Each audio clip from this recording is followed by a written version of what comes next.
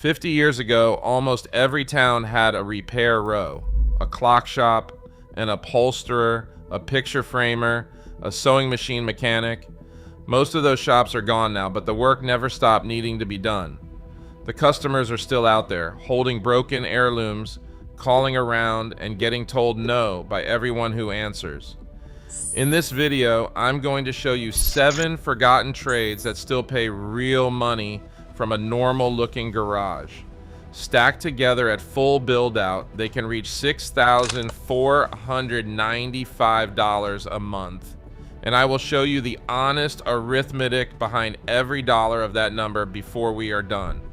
One of these trades bills more per effective hour than most licensed contractors put on an invoice using tools that fit in a shoebox. I will show you which one and the exact number when we get there. Nothing here needs a storefront, a sign, or an employee. None of it is visible from the street. If checkable numbers are your thing, subscribe. Let's open the garage. Number 7. Salvaged parts and hardware sales. This is the easiest door into everything else in this video, and it is also the trade that makes sure nothing in this garage ever gets wasted. Before we start, 3 ground rules that apply to every trade you are about to see. First, every number in this video is revenue, not profit. And at the end, I will separate the two so you can see what actually lands in your pocket. Second, none of these trades pay the full rate in month 1. Skills ramp, reputations ramp, and I will give you a realistic timeline inside each segment. Third, every trade gets the same 2 legal checks: how your city classifies the business activity and what your zoning actually allows in a residential garage. Those are 2 different questions with 2 different answers, and I will walk you through both when we hit the trade where they matter most. Here is the trade. Old machines die. Clocks that cannot be saved, sewing machines missing their souls, hand tools rusted past rescue. But inside every dead donor is a pile of parts that living machines desperately need. Clock movements, bobbin cases, cast iron bases, brass hardware. Collectors and repairers all over the country hunt for these parts every single day. And most of the supply comes from ordinary people parting out donors in garages exactly like yours. The work is simple. You buy broken donors cheap at estate sales and flea markets, usually for $5 to $15 each. You disassemble them on a bench, clean the parts, photograph them well, and list them individually. A single donor clock can yield a movement worth $20 to $60, plus hands, dials, and hardware sold in small lots for $10 to $25 each. A dead sewing machine gives up bobbin assemblies, tension units, decorative plates, and a cast iron base that furniture makers buy on their own. Difficulty rating, 1 out of 5. If you can use a screwdriver and pack a box, you can do this trade. The skill is in identification, knowing which parts have names and which names have buyers, and that knowledge builds itself every time you list something and watch what sells. The money. Starting listing a few donors a month, expect around $150 in monthly revenue. At scale, with steady sourcing and a few hundred live listings working for you around the clock, this reaches roughly $700 a month. Remember, revenue, not profit, and donors and shipping supplies come out of that. What kills this business is shipping laziness. A clock movement thrown loose into an envelope arrives as scrap, and one string of bad reviews ends your seller account. Packed like the part is glass. The biggest mistake beginners make is listing parts as whole junk machines instead of parting them out. The margin lives in the disassembly. A $10 donor sold whole is a $15 sale. The same donor in 12 listings is an $80 sale. Your first buyers are on eBay parts listings and on Etsy, where craft and steampunk makers buy gears and hardware by the lot. Those 2 channels are where this trade lives, and you will meet your suppliers, the estate sales and the antique dealers, in the very next trades. Keep this trade in the back of your mind because 3 of the trades coming up will hand you their dead donors for free. Nothing sourced in this garage gets thrown away. Number 6. Chair caning and wicker repair.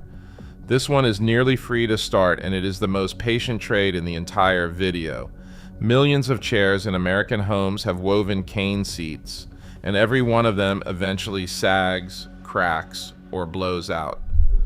The people who fix them are retiring faster than anyone is replacing them.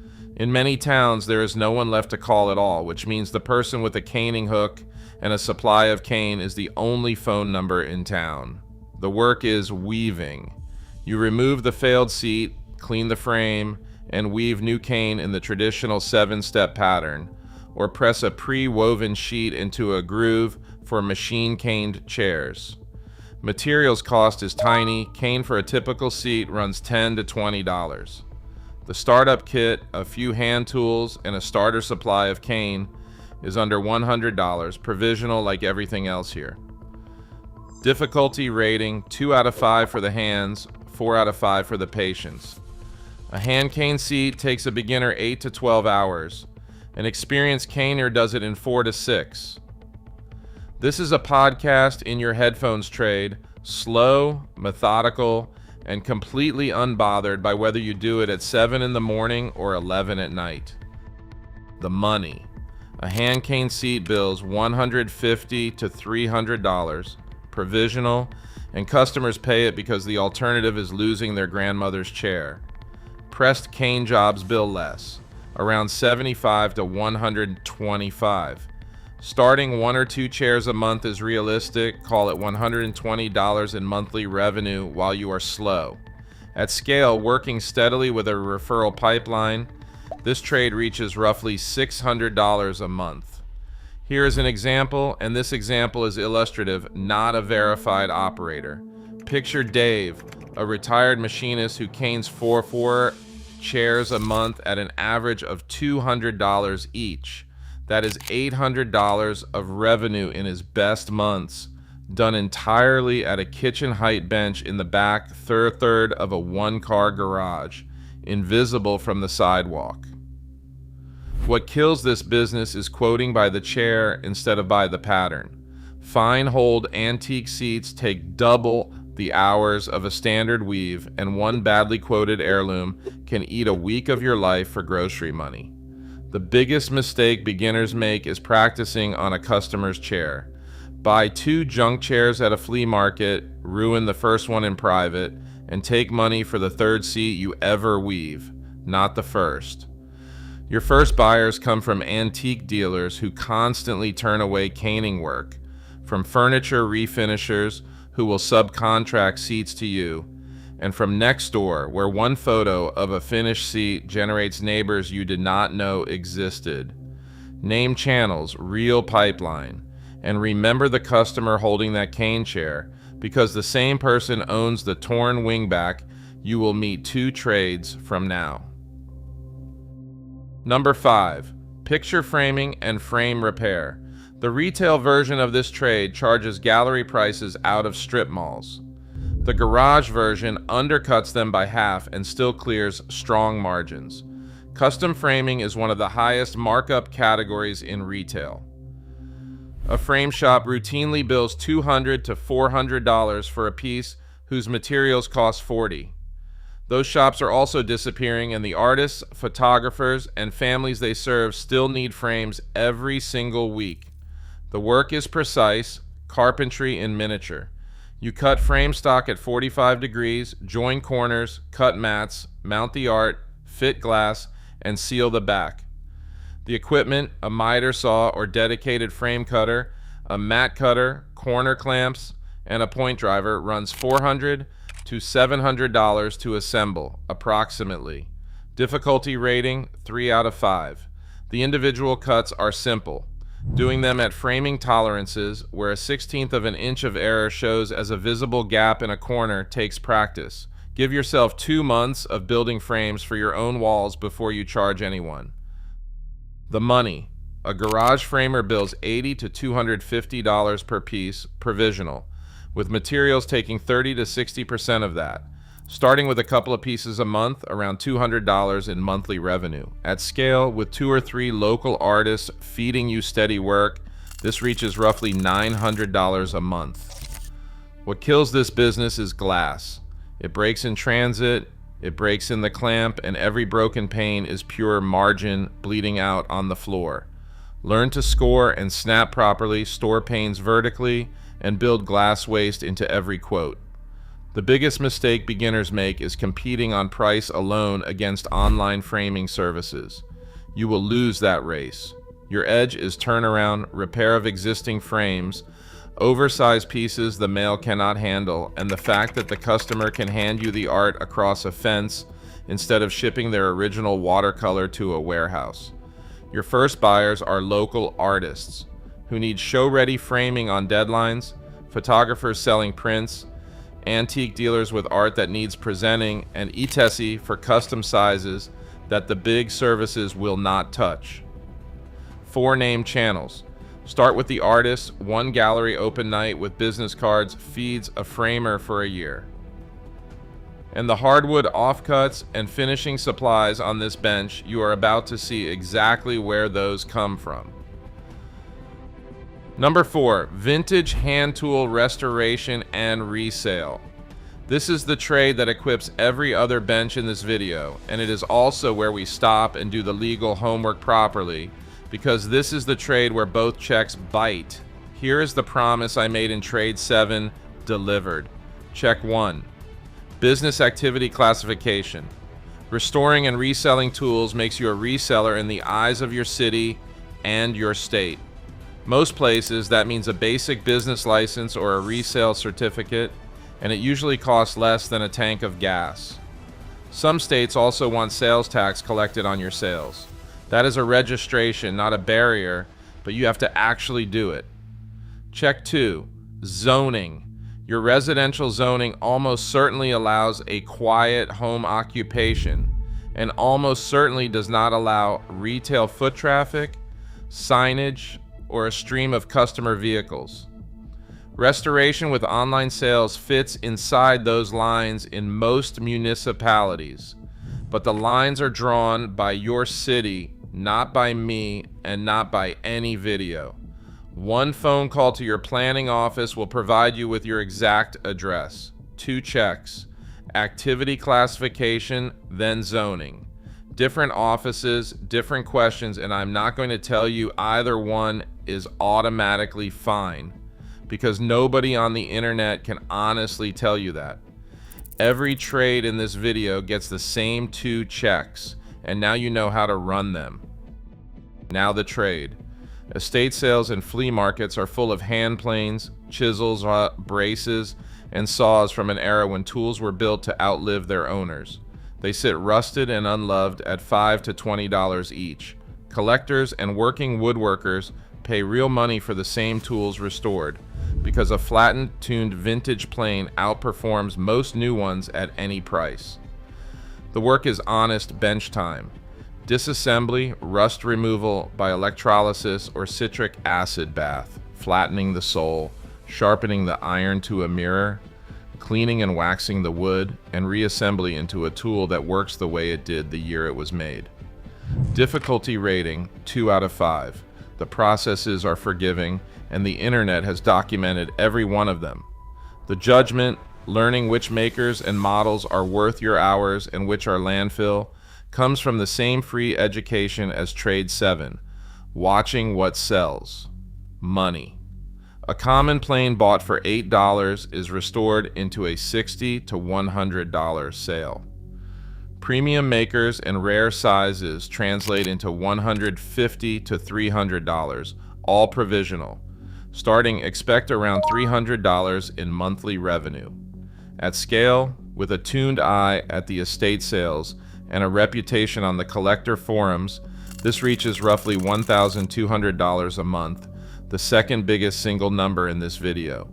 What kills this business is over-restoration. Collectors pay for preserved, not repainted. Strip a tool past its patina, sand off a maker's mark, and you have converted a $200 collectible into a $40 user. The biggest mistake beginners make is buying everything rusty. Rust is not a rarity. Learn 10 desirable models before you spend $1 and walk past the other 90%. Your first buyers are on eBay, on Etsy, in tool collector Facebook groups, and standing behind the tables at local antique dealers who buy restored stock outright. And here is the loop doing its work. The first tools you restore do not even need to be sold. They equip your own bench, the framing saw from Trade 5, and the upholstery hammer from Trade 3. Your inventory is your toolbox. The donors are too far gone to restore, straight to the parts bins from Trade 7. Nothing wasted. Number 3. Upholstery and furniture seat repair, scoped honestly to the jobs a garage can actually win. Full sofa reupholstery is a profession with a decade of skill in it, and this video is not going to pretend otherwise. But the small scope end of the trade, dining chair seats, cushions, benches, ottomans, headboards, is fast, learnable, and constantly in demand. Because every household in your zip code owns at least 4 dining chairs, and at least one of them is torn. The work on a standard drop-in dining seat is 30 to 45 minutes once you are practiced. Unscrew the seat, strip the old fabric, replace the foam if it is dead, stretch and staple new fabric, reinstall. The tools, a quality staple gun, webbing stretcher, needles, and shears run $150 to $300 approximately, and the sewing side of this trade runs on a machine you will meet in the very next segment. Difficulty rating 2 out of 5 for drop-in seats, rising to 4 out of 5 if you take on fitted cushions with piping and zippers. Stay in the 2 zones for your first 6 months, and the trade stays profitable and calm. The money. A drop-in dining seat bills $45 to $75 provisional, and jobs arrive in sets of 4 to 8, which is the quiet genius of this trade. One customer, one afternoon, $300 of revenue. Fitted cushion and bench work bills $150 to $300 per piece. Starting, expect around $250 a month. At scale, with dealer referrals flowing, roughly $1,100 a month. What kills this business is fabric supplied by the customer, sight unseen. Thin fashion fabric on a dining seat fails in months, and the failure has your name on it, not the fabric's. Approve every material before you quote or supply it yourself with a markup. The biggest mistake beginners make is underquoting sets. Price the first seat honestly, then discount the rest of the set slightly, never the reverse. Customers with 6 chairs expect a set price, and if your single seat number is too low, the set price buries you. Your first buyers are antique dealers who move furniture faster when the seats look new and will trade you referrals all day. Facebook Marketplace, where before and after photo posts do the selling for you. And interior designers who need a reliable small jobs person and pay retainer grade rates for reliability. 3 named channels. That sewing machine I keep mentioning, the one that turns this trade from staples only into full service, is not a purchase. It is the next trade. Number 2, vintage sewing machine repair and restoration. This is the trade that died with its last repairman in town after town, and the vacuum it left behind is the opportunity. The generation that repaired sewing machines for a living is retiring, and the shops are closing with them. Meanwhile, the machines themselves refuse to die. The cast iron era, the vintage Singers and their cousins, were built with the same outlive, the owner philosophy as the hand tools from Trade 4, and millions of them sit in closets needing nothing but cleaning, oiling, timing, and a new belt to sew perfectly for another 50 years. The work is split into 2. Repair, taking in a neighbor's jam machine, cleaning the race, adjusting tension and timing, replacing consumables, and handing it back working. And restoration, buying dead-looking machines from the estate network for $20 to $50, bringing them back and selling them to quilters and sewists who prize them specifically because they are all metal. Difficulty rating, 3 out of 5. These are mechanical machines with no electronics to speak of. Every fault is visible, and service manuals for the common models are free online. The ramp is real, though. Give yourself 2 to 3 months of practice machines before you charge for repair work. Here's an example, and again, this example is illustrative, not a verified operator. Picture Marisol, who started by fixing her grandmother's machine from a manual and now runs a repair drop-off from her garage 2 evenings a week. 8 to 10 bench jobs a month at $80 to $140 each. Provisional plus 1 or 2 restored machines sold at $200 to $450. Her quilting guild found her before she ever advertised. The money is stated as the range this time, starting around $220 a month while you learn on cheap machines. At scale, roughly $995 a month between bench work and restoration sales. Provisional, like everything else, until the anchor pass runs. What kills this business is parts hoarding disguised as inventory. 20 donor machines in a 1-car garage is not a business. It is a storage problem that eats the workspace the actual trade needs. 2 donors per working model maximum, and the rest get parted out. The biggest mistake beginners make is skipping the test sue. A machine that runs smoothly and is empty can still shred thread under load. Every machine leaves your bench with a stitched sample under the presser foot signed with a marker. That sample is your reputation, stapled to the job. Your first buyers are on Facebook Marketplace for restored machine sales, in local quilting and sewing guilds. 1 guild meeting with a working machine on the table is a marketing plan, and on community board repair drop-offs, the same channel the old shops used, just pointed at your driveway. 3 named channels. And the loop again. 1 machine you restore stays home and powers the upholstery bench. The hopeless donors feed the parts bins. The customer who buys a restored machine owns the cane chairs and torn seats from earlier in this video. 1 network, 7 trades. Number 1, mechanical clock repair. The highest skill ceiling in this video, the slowest ramp, and the payoff I promised you in the hook. Here's that promise, delivered. A practice clock repairer working from a garage bench bills an effective $60 to $90 per hour. Provisional on service and overhaul work. That is more per effective hour than most licensed contractors put on an invoice, and the entire toolkit, screwdrivers, tweezers, a main spring winder, cleaning solution, and a timing app fits in a shoebox. That is the number, and now here's the honesty that has to come with it. This is the hardest trade in the video, and I'm not going to soften that. Difficulty rating, 5 out of 5. Mechanical clocks are unforgiving. A mainspring let down wrong can injure your hand, and the difference between a cleaning and a proper overhaul is a year of learning. The realistic ramp is 6 to 12 months of practice movements, books, and cheap non-precious clocks before you touch anything a customer cries about. I am telling you this inside the segment where it belongs, because anyone who tells you this trade is easy is selling you something. Why does it pay anyway?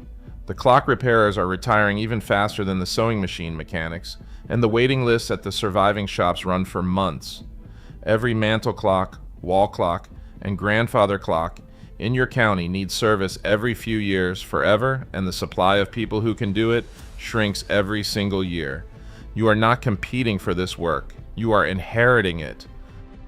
The work, service jobs, cleaning, oiling, and adjustment, bill $120 to $200. Provisional, full overhauls, disassembly, bushing work, mainspring replacement, bill $300 to $600. A garage bench doing 4 to 6 jobs a month at maturity reaches roughly $1,000 in monthly revenue, and the floor, while you are learning, is closer to $300, taken slowly and honestly.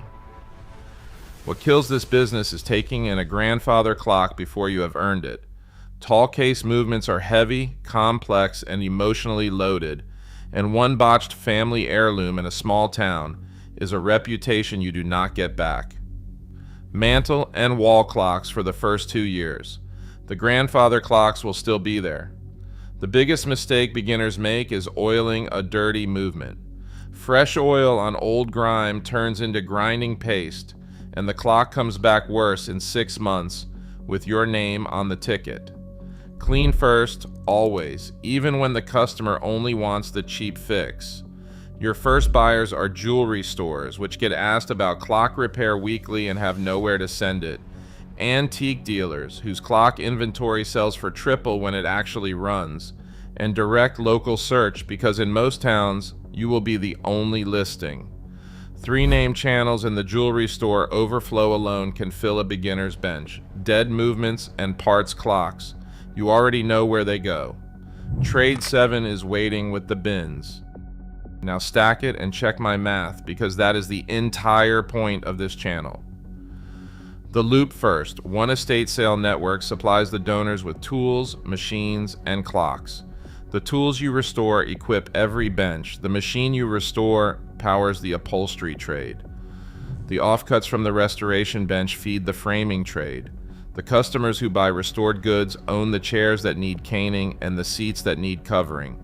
And every dead donor from 3 different trades feeds the parts bins. 7 trades, 1 garage, 1 customer network, and nothing sourced is ever wasted. Now, the arithmetic. Every figure is provisional until sourcing, and all of it is revenue, not profit. At full build-out, ceilings, parts sales, 700. Caning, 600. Framing, 900. Tool restoration, 1,200. Upholstery, 1,100. Sewing machines, 995. Clock repair, 1,000. Add them and you get $6,495 a month. Not a round number, because round numbers are what you get when someone works backward from a thumbnail. This is what you get when you add up 7 real ceilings. 2 honest beats before you go. First, that ceiling assumes every trade running mature at the same time, which takes most operators 2 to 3 years to build, and the realistic early floor across a first year looks closer to $1,540 a month. Second, profit. Materials, donors, cane, fabric, glass, shipping, and the 2 legal checks from trade 4 typically take 15 to 30% off these numbers, depending on the trade. The rest is yours, along with hours that nobody schedules for you. 7 forgotten trades, 1 normal-looking garage, checkable math, name buyers, and 2 legal checks you now know how to run. If that is the kind of arithmetic you want more of, subscribe, and I will see you in the next video.